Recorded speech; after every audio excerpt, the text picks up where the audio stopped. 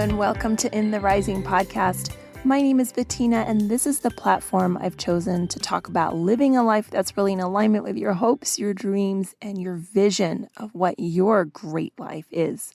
Walking away from shame and blame and actually opening up that closet or trunk of fear and pain, addressing it. And that is actually what my guest today, Alexia, does. She spent years being sexually abused by family members and describes her process and her process of freedom and how she began to walk from a dark place into a light. I'm excited for you to hear her story. So I'd like to start by saying thank you, Alexia, for your time today. And thank you for, even the desire to be on the podcast. Encourage a lot of people that I've asked, like, hey, do you want to be on there? And there's such a limitation, like a fear and unsurety. So I applaud you on your courage with that too. Put your voice out there, not knowing who's going to hear it. Yeah. Thank you so much. Cause it's definitely, I'll be honest with you. I did not think, for me, I could write poems. I wrote a couple of poems, but to write a book exposing me, some parts I was like, okay. But then when it came to those other areas I didn't want to touch, oh my God, I had to really that's what it's like. You think the Holy Ghost and somebody praying for me because I had to really expose me. And I think me, how it's like you don't want to touch certain area because it's gonna open you up. And I'll be honest with one of the chapters that I was writing, I did not want to touch because it was so, let's say the wrong boys and men chapter, that chapter. It was so many, and I'm looking like, which guy to add to this book? and so it got to the point like, okay, you know what? Just pick the one that had the most impact. Mm-hmm. And once I was able to get that trimmed down, okay, let's write the book out. And so it took some time. It really did because it was some it was a depressing moment. It really was. It was like, oh my God, what was I thinking? Like, I was been desperate. But I think there's learning. There's learning in that. Yes. I've written a book. I didn't want to big, but I wanted to do the process. But when you read it back, you get to see where you've come from. You hit the mark because I read the book after it was published, and I was amazed by. I wasn't depressed. I wasn't overwhelmed. It was no low moments. It was like a peace. It was a closure. Mm-hmm. And when I can read the whole book, it's nothing kind of bring me to have a negative component. Okay, Alexia, you're good to go now. You can move on. So yes, I agree. It's definitely it's a heal. It's definitely a wholeness. I felt light, very light. And I know a lot of people's gonna be encouraged. A lot of people gonna be encouraged by it. That is awesome. So why don't you tell us the title of your book? Well, the title of the book, yay, right here. I don't know if you can see it's close right here. It's called You're Not the Only One Who Has Been Hurt, Violated, Abused, Has Overcome. And it's just a book of encouragement to let people know they're not the only ones who's been through some things. And I tell my stories, my experiences of the sexual abuse, the bullying, relationships with my mom and my dad, and even with the wrong boys and men. It's definitely it was a process, and I know a lot of people will be encouraged by it because I think a lot of people wish they could say what they've been through, not just say, hey, I was hurt, I was raped, I was molested, but to take the person through the reader through the journey of the experience, the mindset, the feelings, the attitude, the emotions before, during, after the event. I was amazed by just how much, when I was writing the story, how much I really was saying, this is how I really felt. And I think just to show that, okay, Lex, you're not the only one. And also, I think what surprised me was how I was really feeling through the process, because I think when it took place for years, I think I was so numb. And I was like, just hurry up, get it over with. And to be able to stop numbing how I felt and just write out, like, this is how I really felt when it happened. It was like, wow. It almost said, okay, like, you do have feelings. You are a human being. And I think it was just a victory for me, because not just writing a story and not just even go through therapy, but I think it was also the blessing, which was able to forgive. Mm-hmm. And I think when I was able to say, Father, have mercy on them that raped me, I think that was like a victory within itself. Mm-hmm. So I'm grateful for the book, very grateful for the journey, and even the encouragement to write the book. And that's huge, because it even in that one moment you were violated, and then even to talk about it, especially with lately, like, what did you do to egg somebody on? There's still that concept, that feeling. Yes. It's to be vulnerable again, and your own healing. It's not my quote, but I read it's The Body Keeps the Score. That's a book title. And he talks about, you have really healed, because they do their brain scans, when you can tell your experience with a beginning, a middle, and end, like a story. Yes. Without reliving it. And do you feel like you've gotten to that point where you can tell it like a story? I'll be surprised if I do. And the reason why I'm saying that, because when I told the story so many times, especially in therapy, there are times I'll break down in tears, because it's kind of, I was reliving it over and over again. And there are times I got tired of telling it. I'm like, I need to break through. I need to move on past this. But I will say this, though, to be able to tell my story and not cringe, that to me was a sign, like, okay, it's not affecting me like it used to. Because I'll be honest with you, I thought men were, well, forgive me, boo-boo. I don't say the most cleanest words. And I didn't think I had that issue, to be honest with you, because the rape and the sexual abuse went on for years. And I did not think I had discomfort around men, especially Black men. I look back now, I'm asking myself, okay, what's your intentions? Why are you looking at me? What's your motives?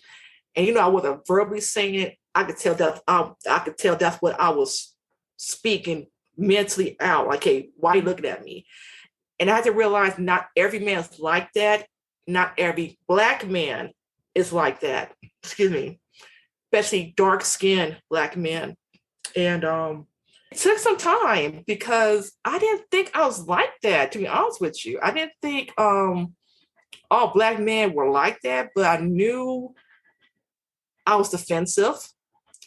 I knew if it got to a point of equal opportunity, equalizer, hands down, not Rita Bobbitt style, but I'll be like, okay, look, pink, that's it. I don't care who you are. But I had to get to the point where not all dark-skinned Black men are out to rape me or just want for sex.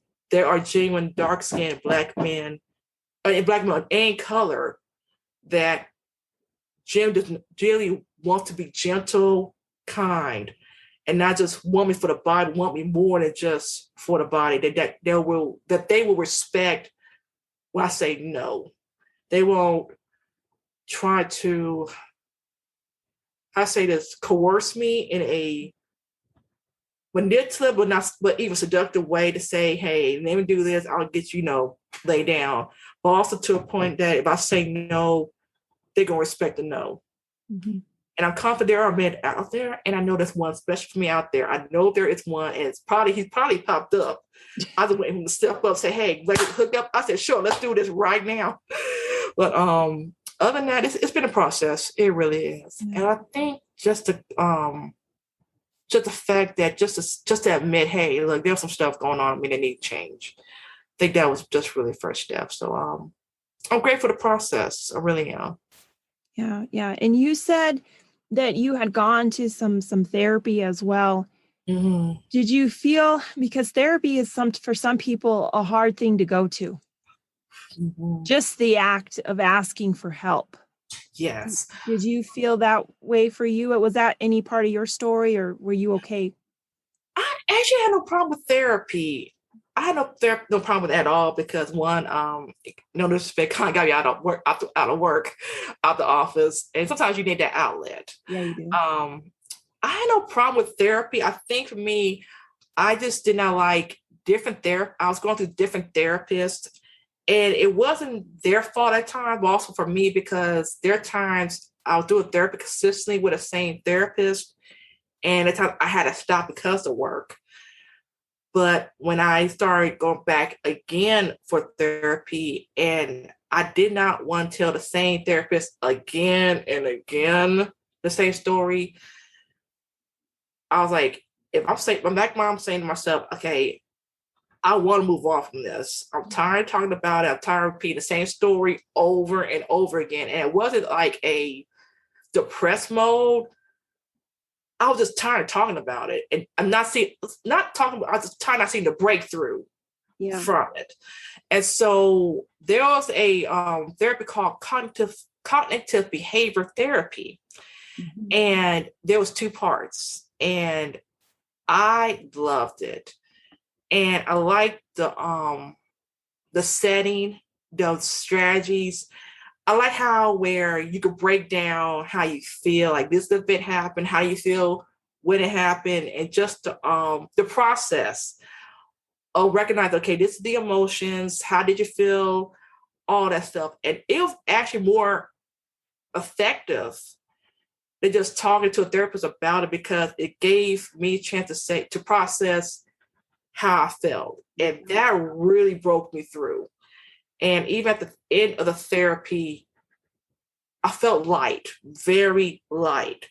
It's one thing to tell about it and then, okay, it's at the system, but to really feel really light after processing the emotions and even the assumptions and even the myths of the things I've been through, it was really a load off my back. And even that last therapy session, I went back to work, and one dude who was really dark skinned, great coworker, I didn't look at him like, okay, what's your intentions?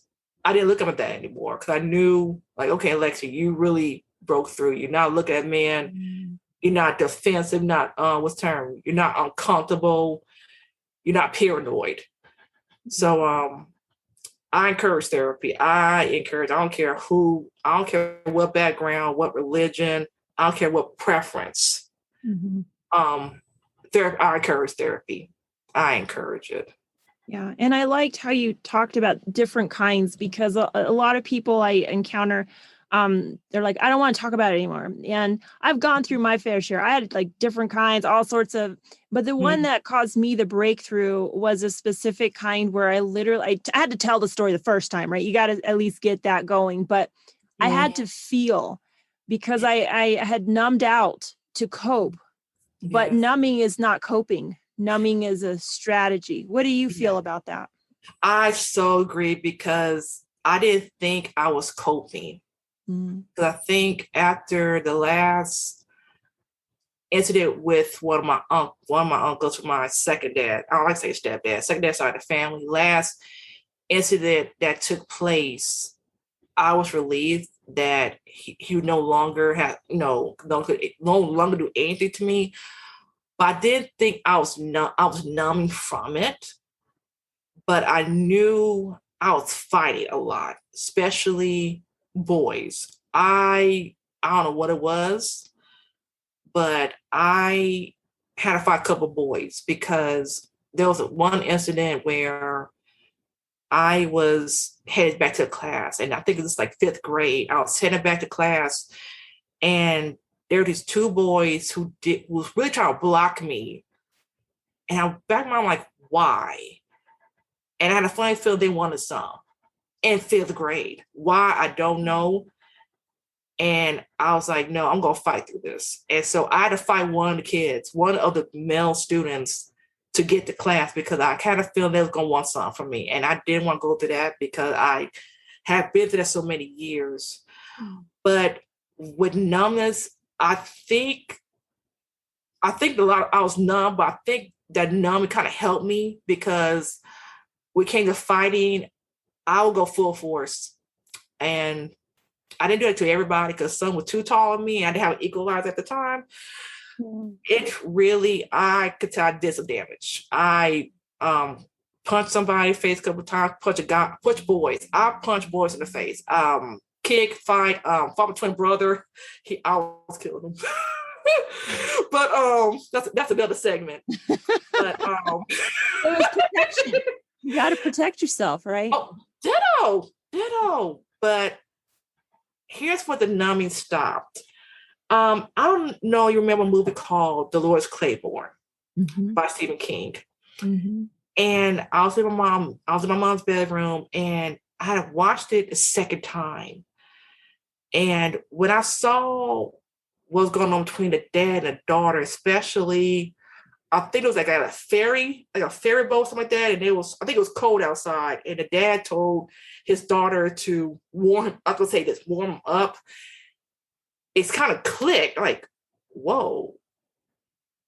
I've been through that. And it hit me in a way. I'm like, wait a minute, I experienced this. And even though my mom caught one of my uncles in the act before he was about to really handle business with me, she didn't know that it had been going on for years. Oh, wow. And so that movie alone took some to numb me out. And about I want to say 2001, I was at church, and I was at the altar, and I had just got saved. And when the pastor was calling stuff out, saying, no, he molested you, he raped you, I just started screaming. I was like, thank you, Lord. I just broke down. And I did not know how to I put this? You know, I just want to scream, but you can't scream. Like, some just like, oh, you got this. I had to get this out of me because I didn't know I held that pain. I didn't know I was crying. I didn't know I was screaming. I think I would say suffocated or kind of suppressed it because I did not know how much that affected me. I had no idea. And I think for me, just trying to be a tough woman, I'm going to say tough woman, but tough girl, tough teenager, and even as an adult in my early adult years, I was trying to be this pit bull person. Like, you can't faze me. I ain't gonna cry with nothing. But when it came to the sexual abuse, I broke down because I was violated. I was hurt.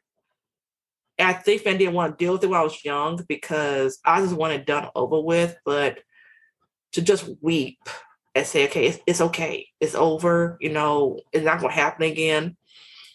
It was relief, but I still had to go through that process of walking out that healing part because even though it was called out, I still need to go to therapy. Yeah. And there are times I do it, I needed medication. Sometimes I did.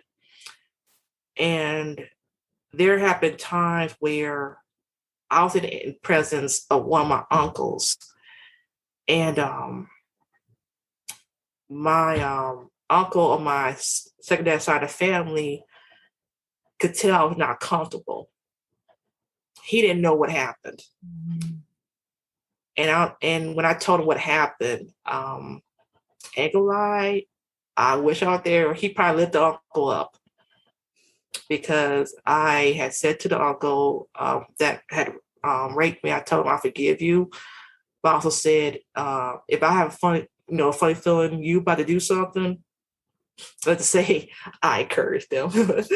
I encouraged them, but he has passed away. But it's really been it's been a process. It really has. And just to tell people my story out tears, without regret, without saying it's my fault, it's really it's freeing.